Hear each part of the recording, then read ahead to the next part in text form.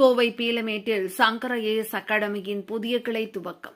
Civil service பயிற்சிக்கான முன்னணி நிறுவனமாக திகழும் சங்கர ஏஎஸ் அகாடமி கோவை பீலமேட்டில் தனது புதிய கிளையை தொடங்கியுள்ளது.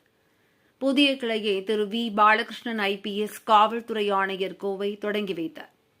திரு எஸ் வி பாலசுப்ரமணியம் பண்ணாரியம்மன் கல்விக் குழுமம், திருமதி டாக்டர் ஆர் நந்தினி, ஜிஆர்ஜி குழும நிறுவன தலைவர் டாக்டர் செந்தில்நாதன், நிர்வாக இயக்குநர் Shankar IAS academy Kovai R S Arun, Shankar IAS academy Kovai கிளை தலைவர் மற்றும் doctor S T Vaishnavi, Shankar IAS academy நிர்வாக இயக்குநர் ஆகியோர் தொடக்க விழாவில் கலந்து கொண்டனர்.